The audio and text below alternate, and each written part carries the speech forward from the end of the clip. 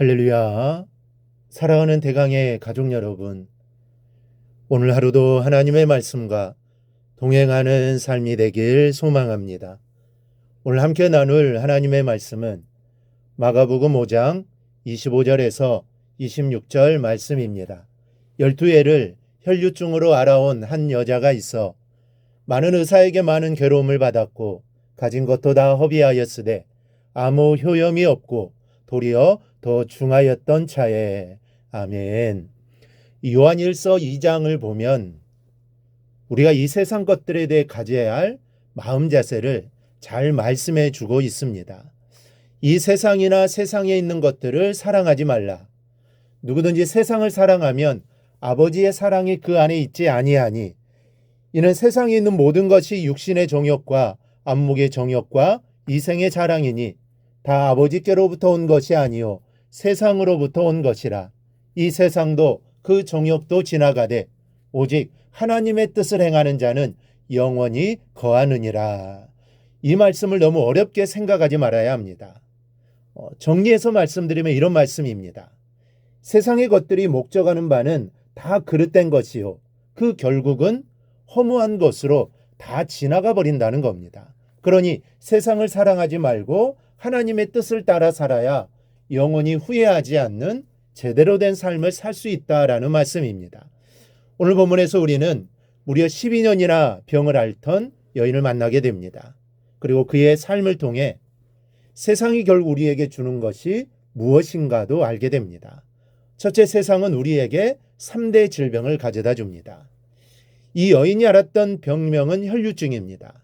그러나 현대의학 용어인 혈류병은 아닙니다. 왜냐하면 현대의학이 말하는 혈류병은 여자에게 유전인자로 잠재해 있을 수도 있어도 병으로 나타나지는 않기 때문입니다. 다만 남자에게만 잠재하기도 하고 실제적인 병으로 발병합니다. 그렇게 본문의 여인의 혈류증은 지금의 혈류병이 아니라 만성 하혈증으로 보아야 합니다. 즉 자궁 안에 종기가 생기거나 어떤 이상이 생겨 불규칙적으로 피가 흐르는 증세였을 겁니다.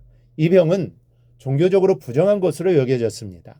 레위기 15장 25절을 보면 여인의 피의 유출이 그의 불결기가 아닌데도 여러 날이 간다든지 그 유출이 그의 불결기를 지나도 계속되면 그 부정을 유출하는 모든 날 동안은 그 불결한 때와 같이 부정한 적이라고 기록되어 있습니다. 그래서 이런 사람들은 종교생활뿐 아니라 사회적인 활동에도 많은 제약을 받았습니다. 그러니까 이 여인의 병은 육체적으로만 고통을 준 것이 아닙니다. 신앙적으로도 또 정신적으로도 상당한 고통을 안겨주고 있었던 겁니다. 이 처참하다고 밖에는 표현할 수 없을 정도로 이 병은 12년이라는 긴 세월 동안 여인의 인생과 삶을 형편없이 피폐하게 만들어 놓은 겁니다. 이 세상 우리에게 육신과 마음, 영혼의 3대 질병을 가져다 줍니다. 이 여인만 그런 것이 아닙니다. 이 여인이 특별한 병을 앓고 있다는 것뿐이지 이 세상에 사는 사람은 누구나 이 3대 질병을 다 가지고 살아가는 겁니다. 그 누가 병으로부터 자유로울 수 있겠습니까? 누가 정신적으로 안전한 인격을 가질 수 있습니까? 어떤 사람이 죄와 상관없는 정결한 영혼을 가질 수 있습니까? 이 세상은 지금도 우리에게 이 병들을 주려고 길을 쓰고 있다는 것을 알 필요가 있습니다. 우리가 세상으로 기울면 기울수록 이 병세는 깊어진다는 것을 잊지 말아야 합니다. 또 하나 세상은 우리에게 헛된 노력을 기울이게 합니다. 26절입니다. 많은 의사에게 많은 괴로움을 받았고 가진 것도 다 허비하였으되 아무 효염이 없고 도리어 더 중하였던 차에. 시대적인 병으로 보아 이 여인은 상당한 부자였던 것 같습니다. 왜냐하면 당시에는 부자가 아니면 의사를 찾아갈 수 없었던 시대였기 때문이죠. 그래서 이 여인은 처음에는 돈을 믿었을 겁니다. 그래도 돈은 있으니까 용하다는 의사들을 여러 찾아다니다 보면 나을 수 있을 것이라고 생각했을 겁니다. 그러나 그것은 헛된 노력이었습니다. 가지고 있던 돈을 다 쏟아부었는데도 병은 낫지를 않았습니다. 돈을 다 허비했는데도 아무 효용이 없이 병은 더 중해져만 갑니다. 그래도 나을 길이 없는가 해서 이 사람 저 사람에게 비방을 물어보기도 했을 겁니다. 돈이 없으니 이제 민간요법이라도 의지할 수밖에 없는 것입니다. 당시 이런 하혈에 대해서는 별 희한한 민간요법이 다 있었습니다. 이 타조 아래 재를 여름에는 배 조각에, 겨울에는 무명 조각에 싸서 지니고 있다든지, 흰 암나귀의 똥 속에서 발견된 보리알을 몸에 지니고 다닌다든지, 이런 미신적인 민간요법이 한두 가지가 아니었습니다. 이 여인이 이런 방법을 안 써보았을까요? 할 수 있는 것은 다 해보았을 겁니다. 그러나 남은 것이라곤 더 중해진 병과 지친 마음과 절망적인 영혼의 부르짖음 뿐이었습니다. 이 절망의 자리에서 여인은 비로소 예수님의 소문을 듣습니다.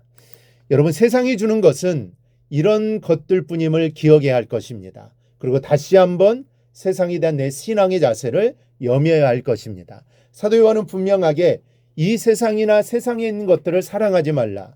누구든지 세상을 사랑하면 아버지의 사랑이 그 안에 있지 아니하니라고 말씀했습니다. 세상에 속지 않아야 합니다.